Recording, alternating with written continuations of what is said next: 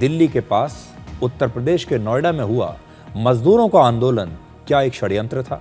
आपने उसकी तस्वीरें तो लगातार देख ली होंगी कि कितनी तोड़फोड़ हुई है, कैसे पब्लिक प्रॉपर्टी को नुकसान पहुंचाया गया। नोएडा में लगातार दूसरे दिन आज वेतन में वृद्धि को लेकर आंदोलन हुआ। आज भी नोएडा में कुछ जगहों पर मजदूरों ने तोड़फोड़ की और विरोध प्रदर्शन किया। हालांकि ज्यादातर स्थानों पर पुलिस आज मौजूद थी, पुलिस आज बेहतर तरीके से तैयार थी, इसलिए कल के मुकाबले आज हालात नहीं बिगड़े। कल रात को ही उत्तर प्रदेश की सरकार ने, मुख्यमंत्री योगी आदित्यनाथ ने वेतन में वृद्धि करने का ऐलान कर दिया, फैसला कर दिया। ऐसे में सवाल उठता है कि यह प्रदर्शन सिर्फ वेतन को बढ़ाने को लेकर है या फिर कोई सोची समझी साजिश है, कोई इसे करवा रहा है। अब तक इस मामले में 350 से ज्यादा लोगों को गिरफ्तार किया गया है और पुलिस का कहना है कि इस प्रदर्शन की साजिश एक ग्रुप ने रची थी और उसी ने मजदूरों को भड़काया था। सबसे पहले आपको बताते हैं कि 13 अप्रैल को क्या हुआ। 13 अप्रैल को अचानक नोएडा की 83 अलग अलग जगहों पर 42,000 से ज्यादा मजदूर इकट्ठा होकर आंदोलन करने लगते हैं। मजदूरों का आरोप था कि उन्हें कम वेतन दिया जा रहा है, जबकि देश के दूसरे राज्यों में मजदूरों को ज्यादा तनख्वाह मिलती है, इसलिए उनके वेतन में अब वृद्धि होनी चाहिए। थोड़ी ही देर में कई जगहों पर यह आंदोलन हिंसक हो गया। अब हम आपको इसी आंदोलन की कुछ तस्वीरें दिखा रहे हैं जो इस बात का सबूत है कि नोएडा में कल आंदोलन के नाम पर कैसी अराजकता हुई। आप देख सकते हैं कि कैसे सैकड़ों हजारों मजदूर जमा हो गए। वो लगातार पुलिस पर और आसपास की बिल्डिंग्स पर, उन्हीं के अपने दफ्तरों पर पत्थर फेंक रहे थे, तोड़फोड़ कर रहे थे। अब सवाल यह है कि अगर ये मजदूर वेतन वृद्धि ही चाहते थे तो फिर पत्थरबाज कैसे बन गए? इतनी ज्यादा पत्थरबाजी की गई कि सड़कों पर आपको सिर्फ ईंट और पत्थर ही नजर आ रहे थे।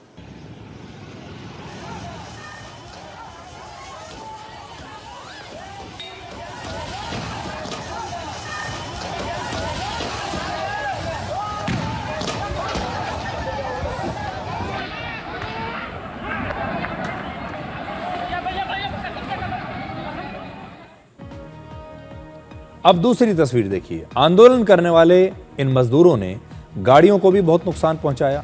कई गाड़ियों को उन्होंने आग लगा दी, पुलिस की गाड़ियों पर भी हमला किया और पुलिस की कई गाड़ियों में भी उन्होंने आग लगाई।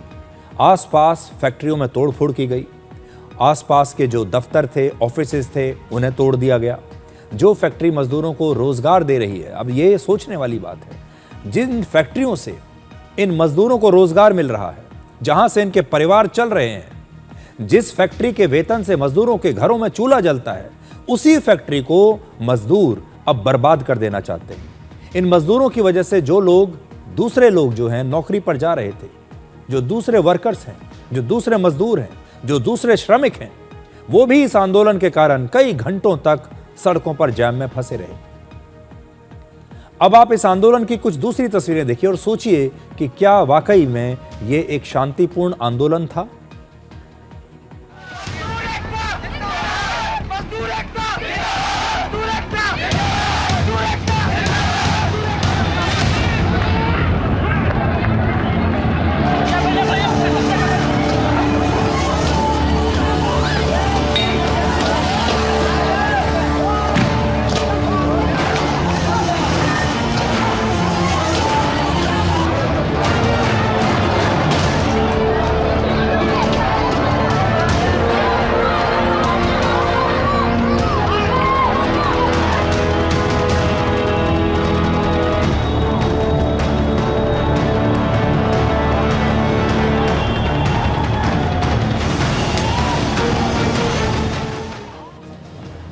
उत्तर प्रदेश की पुलिस ने अब तक इस आंदोलन को लेकर 4 बड़े खुलासे किए हैं। पहला, आंदोलन को एक ग्रुप संगठित कर रहा है और उसे आगे बढ़ा रहा है। दूसरा, पिछले 3-4 दिनों में कई फर्जी सोशल मीडिया अकाउंट्स और व्हाट्सएप ग्रुप्स बने हैं, जिनके जरिए मजदूरों को पहले कनेक्ट किया गया, जोड़ा गया और फिर इन्हें आंदोलन करने के लिए भड़काया गया। अभी तक 2 सोशल मीडिया अकाउंट्स को ब्लॉक किया गया है, जबकि 50 सोशल मीडिया अकाउंट्स की जांच चल रही है।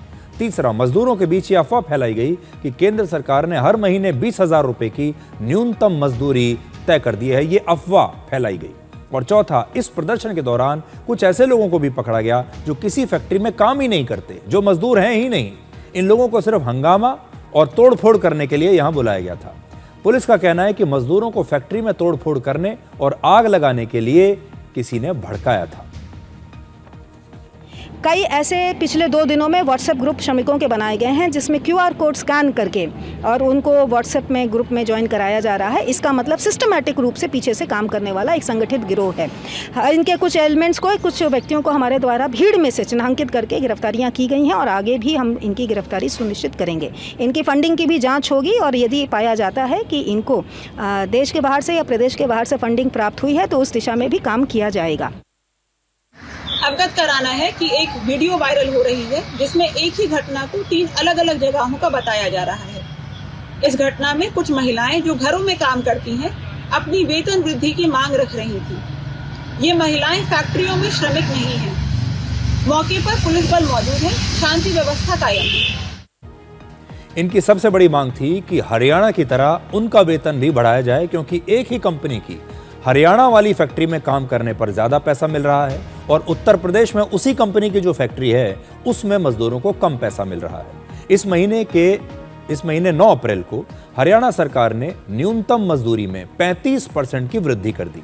इस तरह मजदूरों का वेतन अब अलग अलग श्रेणियों में बढ़कर 15,000 से लेकर 19,000 रुपए प्रति महीना कर दिया गया हरियाणा में।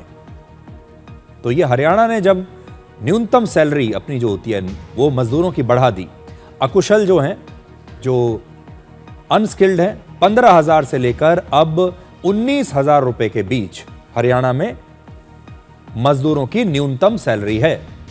दिल्ली में भी मजदूरों का वेतन उत्तर प्रदेश से ज्यादा है। ये आप दिल्ली का देख लीजिए, दिल्ली में है 18,000 से लेकर 22,000 तक न्यूनतम वेतन, इससे कम आप नहीं दे सकते। इस आंदोलन के बाद उत्तर प्रदेश की सरकार ने भी 13 अप्रैल की रात को ही मजदूरों का वेतन बढ़ाने का फैसला किया। 3 अलग अलग इलाकों और 3 श्रेणियों में यह बढ़ा दिया गया। जैसे गौतम बुद्ध नगर और गाजियाबाद में मजदूरों का वेतन अब 13,500 से लेकर 16,500 रुपए प्रति महीना होगा मिनिमम। इसी तरह नगर निगम वाले जिलों में वेतन बढ़ाकर हर महीने 13,000 रुपए से लेकर 16,000 रुपए, और उत्तर प्रदेश के अन्य जिलों में यह होगा 12,000 रुपए से 15,000 रुपए। ये न्यूनतम वेतन है।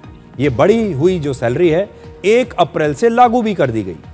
उत्तर प्रदेश सरकार ने मजदूरों को हर साल बोनस और ओवरटाइम पर दुगना वेतन जैसी मांगों को भी स्वीकार कर लिया, और अब उत्तर प्रदेश में मजदूरों के वेतन वृद्धि के बावजूद अब भी हरियाणा और दिल्ली के मुकाबले ये पैसा अब भी कम है। पूरे भारत में मजदूरों का एक समान न्यूनतम वेतन नहीं है। देखिए जड़ क्या है, हर राज्य में न्यूनतम वेतन अलग अलग है। मजदूरों का वेतन किसी राज्य, शहर और काम की श्रेणी के अनुसार अलग अलग होता है। इसलिए दिल्ली, हरियाणा, यूपी या महाराष्ट्र जैसे राज्यों में अलग अलग न्यूनतम वेतन है।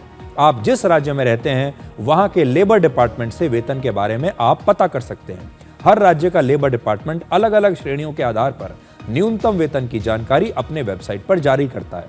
अगर आपको या आपके आसपास कोई ऐसा मजदूर है जिसे कम वेतन मिल रहा हो तो आप अपने जिले के लेबर ऑफिसर या अपने राज्य के लेबर डिपार्टमेंट में इसकी शिकायत कर सकते हैं। इसके अलावा केंद्र सरकार के श्रम मंत्रालय में भी आप अपनी शिकायत भेज सकते हैं। ये नंबर आपके स्क्रीन पर है, यहां पर आप शिकायत कर सकते हैं इस फोन नंबर पर। और आज हमारे देश में स्किल्ड लेबर की कमी की बात तो होती है, लेकिन असली ध्यान स्किल बढ़ाने पर नहीं बल्कि पैसे बढ़ाने पर हो रहा है। इसलिए आज हम ये भी कहना चाहेंगे, 2 बात आज हम मजदूरों से कहना चाहते हैं, देश के श्रमिकों से। अगर आपको कोई आंदोलन करना भी है तो आप अपने काम के स्थान को नुकसान मत पहुंचाइए। जो काम का स्थान होता है वो मंदिर की तरह होता है। ऐसा कैसे हो सकता है कि आप जिस फैक्ट्री में काम करते हैं, जिस दफ्तर में काम करते हैं, उसी को नष्ट करने पर चले हैं, उसी में आग लगा देना चाहते हैं, क्योंकि ये वो जगह है जहां से आपका परिवार चलता है, जहां से आपके घर में चूल्हा जलता है, जहां से आपको तनख्वाह मिलती है। उस जगह पर आप कैसे उसे नुकसान पहुंचा सकते हैं? पहली बात तो ये है। दूसरा, जब आप पब्लिक प्रॉपर्टी को नुकसान पहुंचाते हैं, सार्वजनिक संपत्ति को, जब आप सड़कों पर जैम लगा देते हैं, उससे कौन परेशान होता है? आप ही के जैसे दूसरे श्रमिक, आप ही के जैसे दूसरे वर्कर्स, वो अपने दफ्तर, अपने काम पर नहीं जा सकते। इसलिए ये एक ऐसा प्रदर्शन है जहां कुछ खास वर्कर्स ये तय कर देते हैं कि अब देश में दूसरे लोग भी अपने काम पर नहीं जा पाएंगे। और तीसरी बात हम ये कहना चाहते हैं, बिल्कुल सैलरी बढ़नी चाहिए, वेतन बढ़ना चाहिए, महंगाई बिल्कुल बढ़ रही है, लेकिन साथ ही स्किल भी बढ़ना चाहिए। अगर आप अपने स्किल को बेहतर नहीं कर रहे हैं, आपका जो हुनर है उसे आप बेहतर नहीं कर रहे हैं हर साल, तो फिर आपकी जो सैलरी है वो धीरे धीरे ही बढ़ेगी। आप मोबाइल फ़ोन्स को देखिए, हर साल मोबाइल फ़ोन का एक नया अपग्रेडेड मॉडल आपके सामने आ जाता है। आप गाड़ियों को देखिए, हर साल कोई ना कोई गाड़ी अपना नया मॉडल आपके सामने बेहतर फीचर्स के साथ कम पैसे में आपके सामने इंट्रोड्यूस कर देती है। हर रोज़ बाजार में नए बेहतर फीचर्स वाला टीवी आ रहा है, गाड़ी आ रही है, मोबाइल फ़ोन आ रहा है। इंसान जब एक लेबर के रूप में कहीं भी काम करता है तो उसे भी अपने जो फीचर्स हैं, यानी अपना जो स्किल सेट है, उसे बेहतर करना ही होगा।